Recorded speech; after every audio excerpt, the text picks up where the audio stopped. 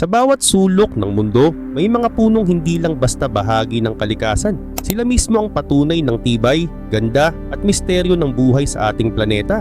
Mula sa mga kagubatan ng Japan hanggang sa mga disyerto ng Afrika, may mga puno na tila sinubok na ng panahon. Ilan sa kanila ay nabubuhay na ng libu-libong taon, habang ang iba naman ay namumukod tangi dahil sa kakaibang kulay, hugis at laki nito.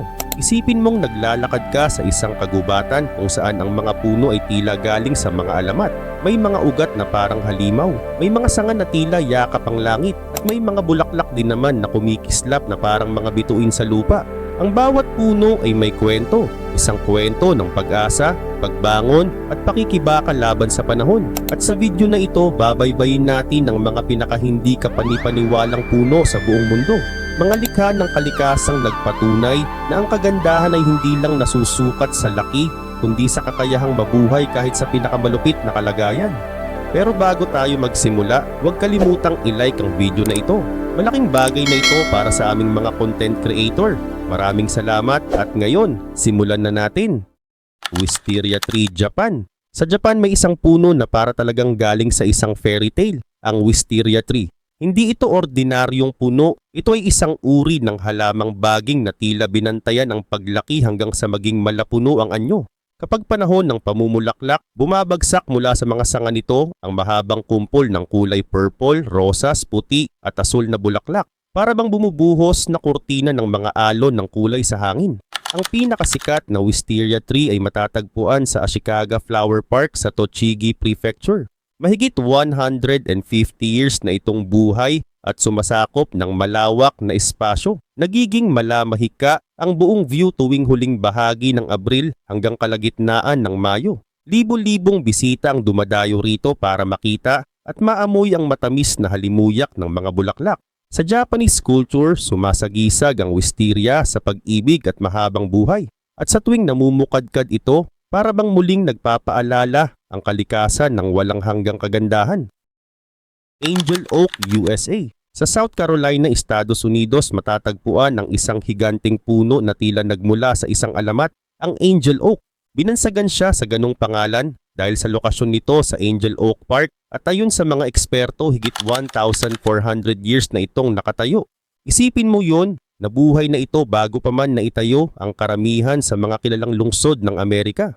Tinatayang 65 feet ang taas nito at may lawak ng lilim na umaabot ng halos 89 feet. Ang mga sanga nito ay makakapal, paikot at para bang mga bisig na yumayakap sa lupa. Dahil sa tibay nito nakaligtas ang Angel Oak sa maraming bagyo at unos sa paglipas ng panahon. Ngayon simbolo na ito ng tatag at katatagan ng kalikasan. Isang paalala kung gaano katagal pwedeng mabuhay ang isang nilikha kung aalagaan ito. Tuwing binibisita ng mga tao, hindi lang sila namamangha, kundi tila nakakaramdam din ng koneksyon sa kasaysayan ng mundo. Pando, USA. Sa unang tingin, parang karaniwang kagubatan lang ang pando sa Utah, USA. Pero ang totoo, hindi ito grupo ng mga magkakahiwalay na puno. Ito ay isang buhay na organismo na binubuo ng libo-libong quaking aspen trees na lahat nakakabit sa iisa lang na ugat sa ilalim ng lupa.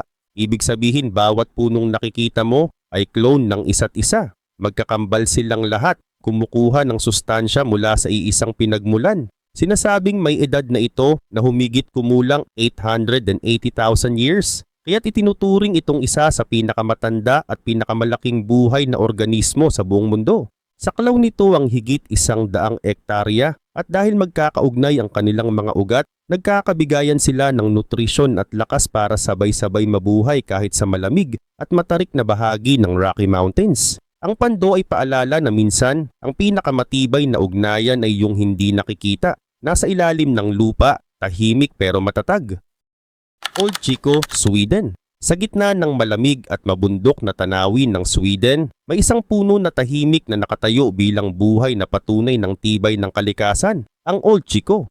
Hindi ito basta-bastang puno dahil ito ang isa sa pinakamatandang nilalang sa buong mundo, tinatayang may edad na mahigit 9,560 years. Isang uri ito ng Norway spruce at kakaiba dahil hindi ito tumatanda sa karaniwang paraan. Ang nakikita nating puno sa ibabaw ng lupa ay paulit-ulit lang na umuusbong mula sa iisang ugat na nananatiling buhay sa ilalim. Kapag namatay ang lumang katawan, panibagong puno naman ang tumutubo mula sa parehong ugat. Nadiskubre ito ng mga siyentipiko noong 2004 habang pinag-aaralan nila ang sinaunang kagubatan ng lugar. Nakita nilang hindi lang ito matanda, kundi matatag din sa matinding lamig, malalakas na hangin at manipis na lupa sa bulubunduking Fulu Mountain. Sa kabila ng edad nito, mababa lang ang taas ng puno, mga 5 meters lang. Ngunit ang kwento nito ay umaabot sa libo-libong taon ng kasaysayan ng mundo. Dead Vley Trees, Namibia. Sa gitna ng Namib Desert sa Namibia, may isang tanawin na parang galing sa ibang planeta, ang Dead Vley. Ito ay isang tuyong salt pan o patag na lupa na may puting asin sa ibabaw, napapalibutan ng matataas na orange na buhangin. Dito nakatayo ang mga patay na puno ng camel thorn na halos 900 taon nang hindi nagagalaw. Nang matuyo ang ilog na nagbibigay ng tubig dito, tuluyang namatay ang mga puno. Ngunit dahil sa sobrang tuyo ng hangin at lupa, hindi na sila nabulok. Kaya hanggang ngayon, nakatayo pa rin sila, mga itim na baluktot na katawan na tila mga anino sa disyertong araw. Ang kombinasyon ng puting lupa, pulang buhangin at maitim na mga sanga ay lumilikha ng napakagandang suril na tanawin. Kaya't madalas itong puntahan ng mga photographer at turista mula sa iba't ibang panig ng mundo. Ang Dead Vley ay isang paalala kung gaano kaganda at kasabay nito kung gaano kamisteryoso ang kakayahan ng kalikasan na mapanatili ang kagandahan kahit sa gitna ng kamatayan. African Baobab, Africa. Ang baobab tree ng Africa ay tinatawag na Tree of Life at hindi ito tawag na walang dahilan. Ang dambuhalang punong ito ay kayang mabuhay sa pinakamatitinding tagtuyot dahil sa natatanging kakayahan nitong mag-imbak ng tubig sa loob ng katawan.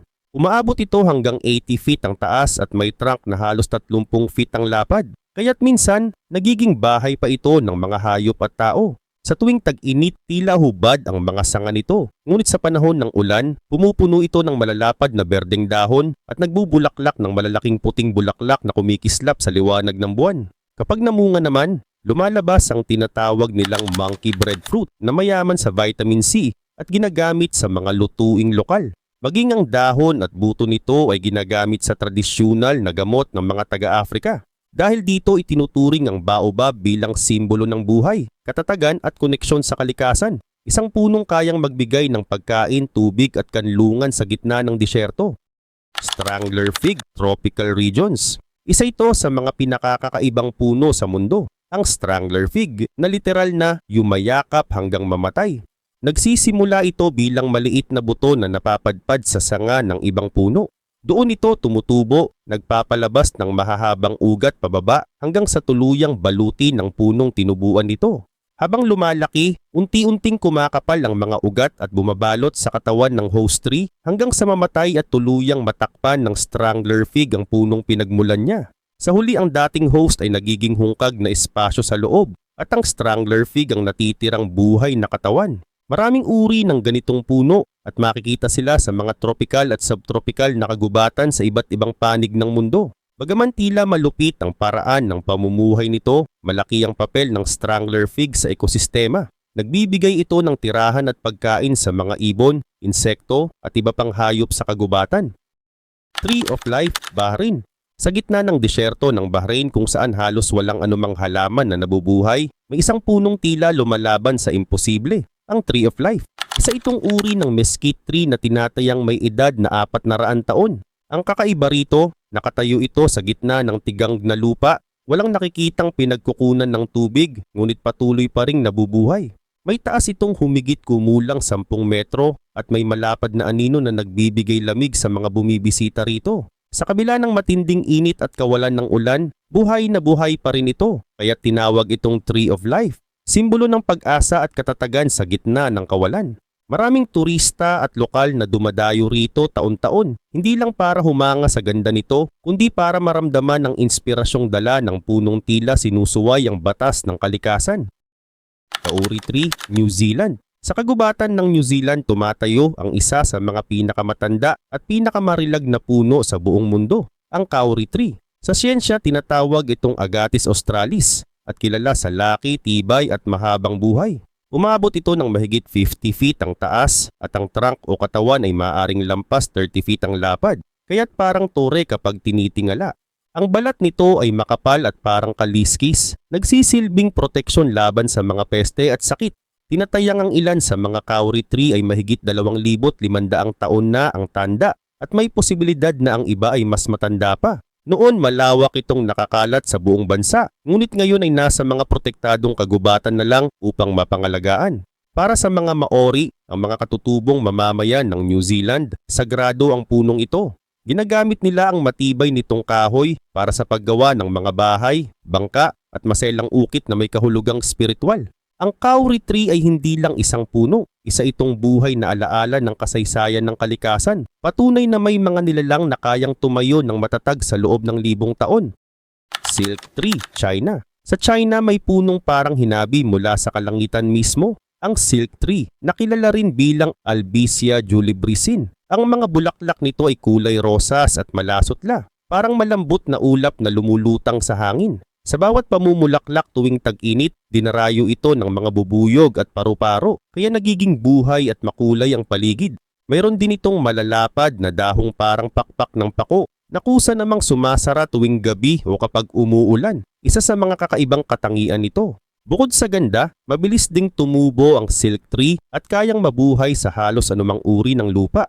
Umaabot ito ng hanggang 39 meters ang taas at madalas itinatanim sa mga hardin at parke para sa lilim at ganda nitong nagbibigay kalma. Para sa mga Chino, ang silk tree ay hindi lang tanim. Ito ay simbolo ng kagandahan at biyayang dumarating kahit sa gitna ng init ng panahon. Wollemi Pine, Australia. Sa gitna ng kagubatan ng Australia, may natagpuang punong nagmula pa sa panahon ng mga dinosaur, ang Wollemi Pine. Noon akala ng mga siyentipiko na matagal na itong extinct, ngunit noong 1994, nadiskubre ito sa liblib na bahagi ng Wollemi National Park sa New South Wales. Kaya tinawag itong living fossil, buhay na patunay ng sinaunang daigdig. Mayroon itong madilim na berdeng dahong parang pako at balat na magaspang, halos parang balat ng buwaya. Umabot ito ng 40 meters ang taas, may malapad na korona at may edad na halos 200 milyong taon na ang pinagmulan. Ngayon binabantayan ng mahigpit ng gobyerno ng Australia ang Wollemi Pine dahil ito ay isang buhay na kayamanang pambansa. Patunay na kahit ang panahon ng mga dinosaur ay nag-iwan ng bakas na buhay pa hanggang ngayon. Jomonsugi, Japan. Sa isla ng Yakushima sa Japan, nakatayo ang isa sa mga pinakamatandang puno sa buong mundo, ang Jomonsugi. Isa itong uri ng Cryptomeria japonica o Japanese cedar at tinatayang may edad na mahigit 2,000 taon, habang may ilan namang naniniwalang lampas 7,000 taon na ito. Ang pangalan nitong Jomon ay mula sa Jomon period, isang sinaunang panahon sa kasaysayan ng Japan, kaya't malinaw na napakatanda na talaga nito. May taas itong 25 meters at lapad na 16 meters ang paligid ng katawan. Para kang nasa tabi ng dambuhalang haligi ng kasaysayan kapag tumayo ka sa tabi nito. Sa mga lokal, tinatawag din itong Yakusugi na nangangahulugang cedar ng Yakushima. Hanggang ngayon dinarayo ito ng mga turista at deboto, hindi lang para humanga, kundi upang maramdaman ang tahimik na lakas at karunungan ng isang nilalang na nakasaksi sa 1,000 taon ng pagbabago ng mundo. Tule Tree, Mexico. Tinatayang nasa pagitan ng 1,200 hanggang 3,000 years old na ang punong ito, kaya kabilang ito sa mga pinakamatandang nabubuhay na puno sa kasaysayan. Sa unang tingin mistulang baluktot na higanteng kahoy ang katawan nito, at kung titigan mo ng mabuti, may mga hugis na parang mukha ng hayop o tao na natural na nabuo sa bark nito. Dahil dito, marami ang naniniwalang may kaluluwang nakatira sa punong ito. Isang buhay na saksi sa mahabang kasaysayan ng Mexico.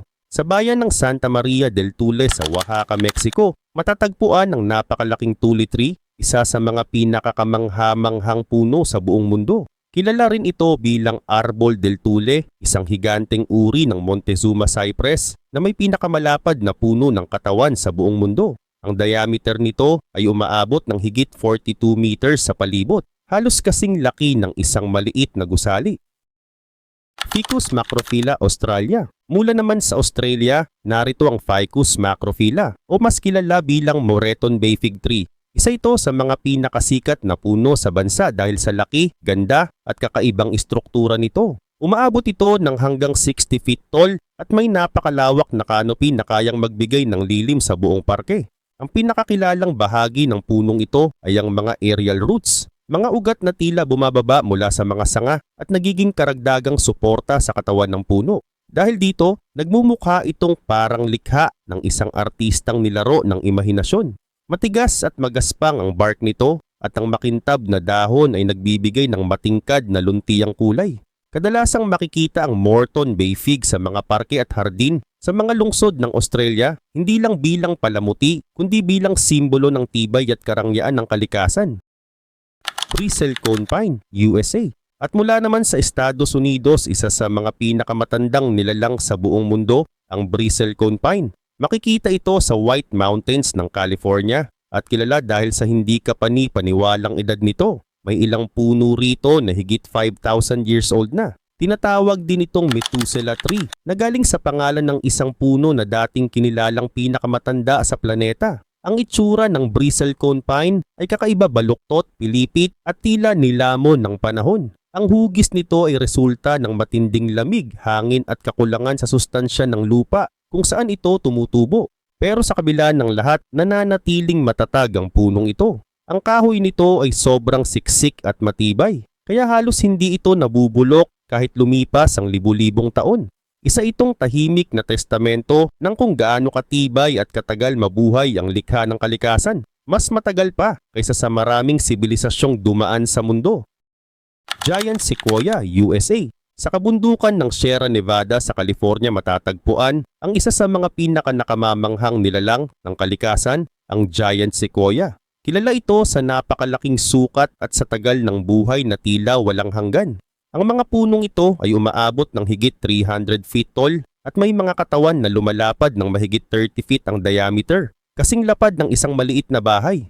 Ang pinakatanyag sa lahat ay ang tinatawag na General Sherman Tree na siyang may pinakamalaking volume ng kahoy sa buong mundo. Ang balat ng Giant Sequoia ay makapal at kulay pulang kayumanggi na nagsisilbing natural na panangga laban sa apoy at insekto. At dahil sa tibay nitong iyon, nakapamumuhay sila ng higit 3,000 years, ginagawa silang ilan sa mga pinakamatandang nilalang sa planeta.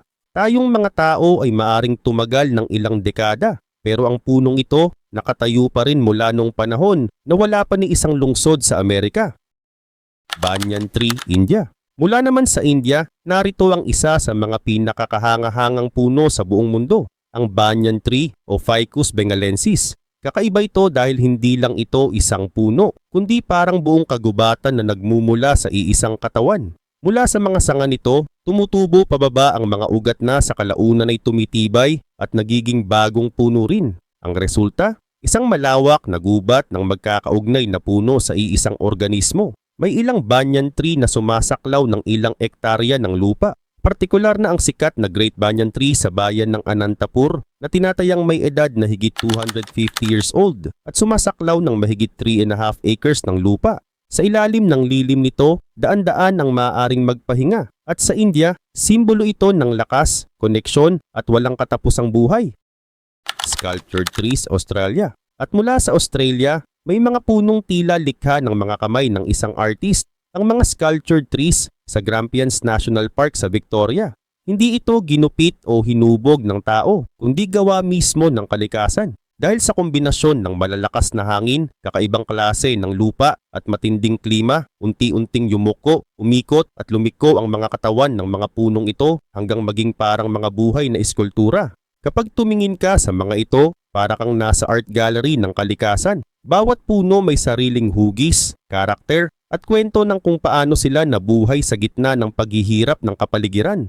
Isa itong paalala na kahit ang pinakamatinding kondisyon, kaya pa ring lumikha ng kagandahan ng kalikasan. Buyona Tree, South Africa. Sa may init na lupain ng South Africa, matatagpuan ang kakaibang Wyona Tree, kilala rin bilang Watsonia Pod Tree. Ang punong ito ay agad mapapansin dahil sa mga higanteng bunga o seed pods nito. Sobrang laki at kakaiba na para bang galing sa isang science fiction na pelikula. Mayroon itong malapad na canopy na nagbibigay ng lilim at balat na magaspang sa pandinig at paningin. Lumalago ito sa mga savanna at tuyong lugar kung saan iilan lang ang ibang halamang nabubuhay. Ngunit higit sa lahat may mahalagang papel ang malalaking bunga nito. Dahil sa loob ng mga ito nakatago ang mga buto na siyang nagdadala ng buhay sa panibagong henerasyon ng mga puno sa paligid. Ang Wayona Tree ay paalala na kahit sa pinakatigang na lupa, laging may paraan ng kalikasan para magpatuloy ang buhay. Dragon Tree, Canary Islands. Mula naman sa Canary Islands, naroon ng kahangahangang dragon tree o Dracaena draco na kilala sa pulang dagta nito na tinatawag na dragon's blood. Kapag hiniwa ang balat ng puno, dumadaloy ang matingkad na pulang dagta na noong sinaunang panahon ay ginagamit bilang pangkulay at gamot. Ang hugis ng punong ito ay kakaiba, mataba at matibay ang puno, habang ang mga sanga ay nakabuka na parang payong o buntot ng dragon. Maraming naniniwala na maaari itong mabuhay ng daan-daang taon at may ilan pang inaakalang higit 1,000 years old.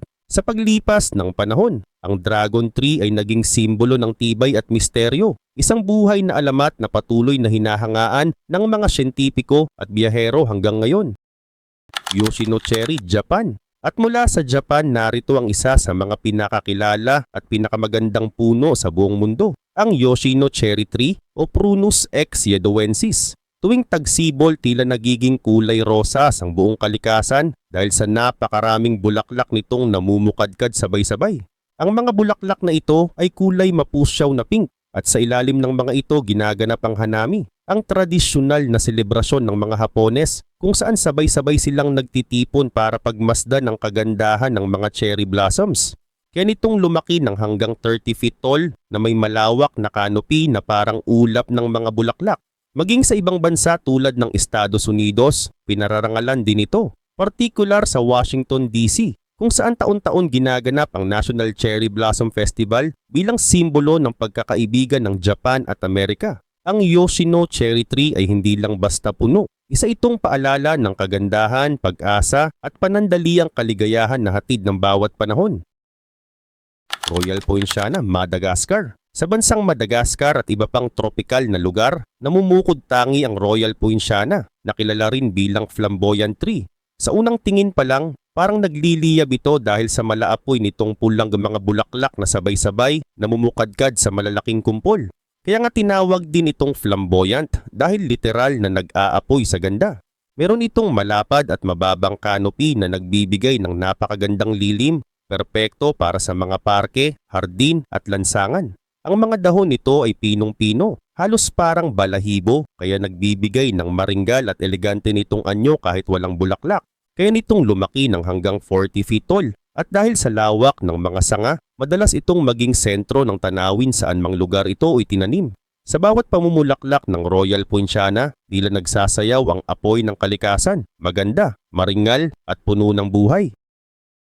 Maple Tree, Canada. Ang maple tree ay isa sa pinakakilalang simbolo ng Canada at hindi lang dahil sa bandila nila. Tuwing taglagas, nagiging obra maestra ng kalikasan ng mga dahon nito. Ang dating luntiang kagubatan ay biglang nagiging kulay pula, dilaw at kahel. Isang tanawin na parang pintura sa langit.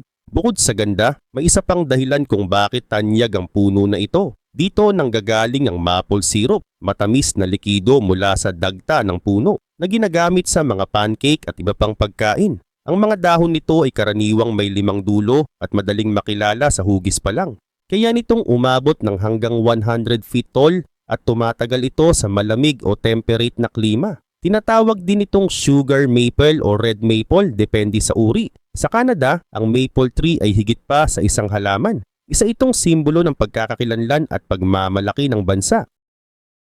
Rainbow Eucalyptus, Philippines. Mula naman sa ating sariling bansa, narito ang pambihirang Rainbow Eucalyptus o Mindanao Gum. Isa ito sa mga pinakakakaibang puno sa mundo dahil sa makulay nitong balat. Habang nalalagas ang lumang balat ng puno, unti-unting lumilitaw ang mga patong ng matingkad na berde, asul, lila, dilaw at pula na tila isang natural na obra maestra. Kaya nitong umabot ng hanggang 200 feet tall at karaniwang tumutubo sa mga tropikal na kagubatan ng Mindanao kung saan mainit at mahalumigmig ang klima. Kapag natamaan ng sikat ng araw, nagiging parang rainbow tower ang katawan nito. Kaya napakaraming photographer at nature lover ang humahanga rito. Ang Rainbow Eucalyptus ay patunay na minsan, ang kalikasan mismo ang pinakamahusay na pintor. Nagpipinta ng kagandahan gamit ang bark ng isang puno. Cypress Tree, USA. Sa mga basang lupain ng Amerika, partikular sa mga swamp at marshlands, matatagpuan ang kakaibang cypress tree. Isa ito sa mga punong kayang mabuhay kahit lubog sa tubig. Ang pinakakilalang uri nito ay ang bald cypress, na may maninipis na dahon na parang karayom at makakapal na puno na tila lumalabas mula sa putikan. Ang pinakainteresanteng bahagi ng punong ito ay ang tinatawag na knees, mga kunong hugis na umuusbong sa paligid ng puno. Ayon sa mga siyentipiko, tumutulong ang mga ito para makahinga ang mga ugat sa basang lupa at para manatiling matatag ang puno kahit sa baha. Ang bald cypress ay maaari pang mabuhay ng higit 1,000 years at lumaki ng napakataas. Sa mga ilog at latian ng Southern United States, madalas itong maging tahimik na bantay ng kalikasan, matibay, marangal at walang kapag-uran sa pagharap sa tubig at panahon. Quaking aspen, USA. Sa hilagang bahagi ng Amerika, makikita ang kahangahangang quaking aspen, na kilala rin bilang Populus tremuloides. Sa unang tingin para lang itong karaniwang perno, ngunit kapag humihip ang hangin, nagiging para itong dagat ng kumikislap na dahon. Dahil sa kakaibang paggalaw ng mga dahon nito na tila nanginginig, dito nakuha ang pangalan nitong quaking. Ang isa sa pinakakamangha-manghang katangian ng punong ito ay ang ugat nito. Sa ilalim ng lupa, magkakabit ang mga puno ng aspen. Ibig sabihin, ang nakikita mong kagubatan ay hindi magkakahiwalay na puno, kundi iisang superorganism na may iisang pinagmula ng ugat. Ang pinakamalaking halimbawa nito ay ang Pando Grove sa Utah, na itinuturing na isa sa pinakamatandang at pinakamabigat na buhay na organismo sa buong mundo. Tuwing taglagas, nagiging gintong dilaw ang mga dahon ng quaking aspen, at kapag sinikatan ng araw, tila kumikislap ang buong kagubatan. Isang tanawin na parang ginto ng kalikasan na sumasayaw sa hangin. Omlor Trees, Iceland. Sa malamig at mahangin na lupain ng Iceland, may mga puno na tila isinilang para sa pagsubok, ang Omlor Trees. Kilala rin bilang mga dwarf trees o stunted trees, kakaiba ang kanilang anyo, baluktot, mababa at tila nililok ng hangin at yelo mismo. Tumatagal ang mga punong ito sa matitinding kondisyon, nagyeyelong temperatura, malalakas na hangin at lupang may halong abo mula sa mga bulkan. Dahil dito mabagal ang paglaki nila at bihira sa kanila ang lumagpas ng ilang feet lang ang taas. Pero sa kabila ng kanilang liit, ang tibay nila ay pambihira. Marami sa mga Omlor trees ang nabubuhay ng napakahabang panahon, patunay ng kakayahan ng kalikasan na mag-adapt kahit sa pinakamalupit na kapaligiran. Sa gitna ng mga bundok ng Iceland, ang mga punong ito ay parang tahimik na simbolo ng katatagan. Maliit man pero matibay laban sa lahat ng unos.